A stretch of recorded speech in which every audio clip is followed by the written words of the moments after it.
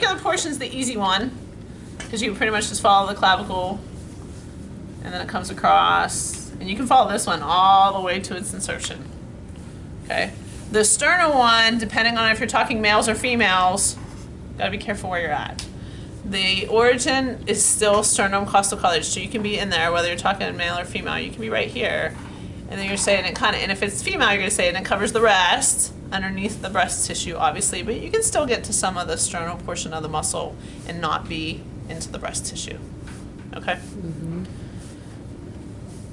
And then you can follow it all the way out, pull your arm across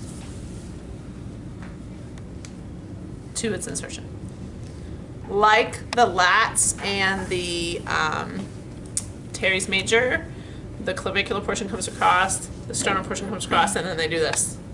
So that right at the insertion, the sternal portion actually inserts a little bit more superior than the clavicular portion. It gives them a great mechanical advantage to be such strong muscles by twisting before they insert. Okay?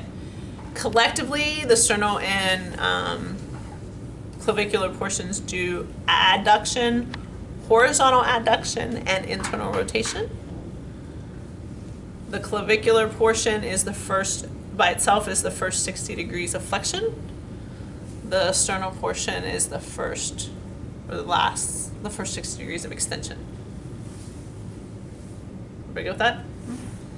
So here and here. So if you're asked on the comp to differentiate them out, you would do the flexion piece, whether you have them come across like that for the clavicular portion, or whether you have them come down like that for the sternal portion.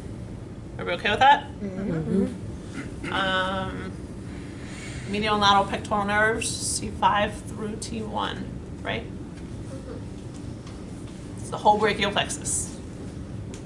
It's a big muscle, so it has lots of nerve innervation. For the concentric, if you were just doing it as the pectoralis major as a whole, you could just do straight adduction, or you could do internal rotation, but then you're getting some subscap in there. So I'd probably just do straight adduction or horizontal adduction. More often than not, though, from a comp-wise, it's going to ask you sternal or clavicular portion. So you would do that appropriately. So if it's sternal portion, I'm going to have you take your arm up across towards your opposite shoulder. Hold that as I pull it back down. Would be the eccentric piece. That's the clavicular portion. I just said that backwards. For the sternal portion, you're going to start up here, and I want you to pull down towards your opposite hip. And then the eccentric would be pulling it back. Okay? Mm-hmm. Questions on pecs? Mm-hmm.